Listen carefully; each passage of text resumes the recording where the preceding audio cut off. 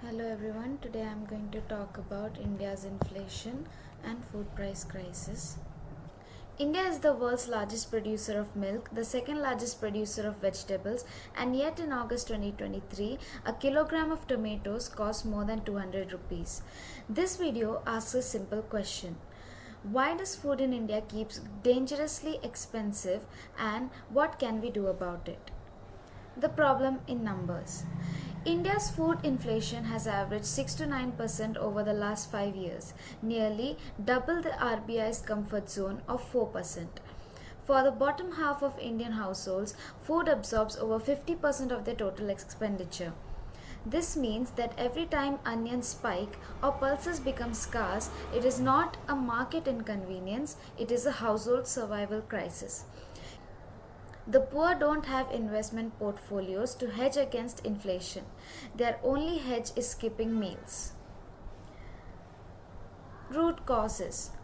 Why does this keep happening? So there are three structural failures. First, supply shocks. Erratic monsoons damage kharif and rabi crops. Tomatoes, onions and pulses see 100 to 300% seasonal price spikes because India has cold storage for barely 11% of its perishable produce. We produce enough. We just can't deliver it.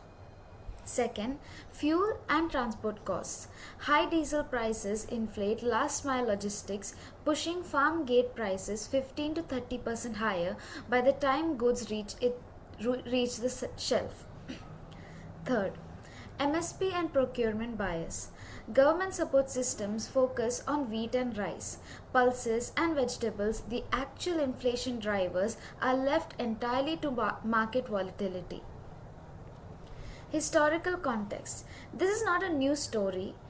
In 1966, India begged for PL 480, American wheat aid. That crisis triggered the Green Revolution. In 2009-10, food inflation hit 18%, dal prices doubled, and a government fell from political grace. COVID in 2020 disrupted harvests through migrant labor exodus, and in 2023 El Nino and supply disruptions pushed tomatoes to 250 per kilogram. Different decades, same broken systems. Solution and roadmap. What can be done? A three-phase roadmap.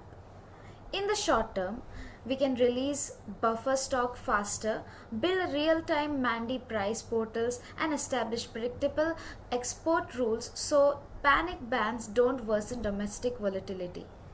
In the medium term, expand cold chain infrastructures under PM Gati Shakti, introduce Kisan Rail for perishables, and incentivize crop diversification away from wheat and rice.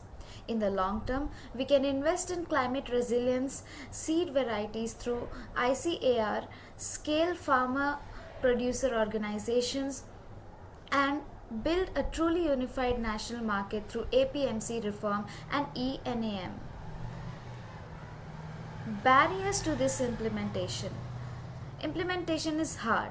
The 2021 farmer laws showed that even well-designed market reforms can collapse under political pressure.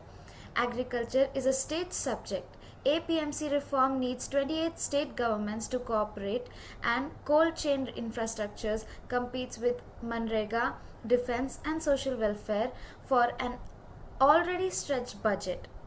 Climate unpredictability means a single bad monsoon can undo years of supply side progress. Finally, India cannot achieve Viksit Bharat with food insecurity at its base. The problem is not production. India produces enough. The problem is the broken system between farmer and plate. The solution requires reforming incentives, building infrastructure, and taming the political economy of agriculture.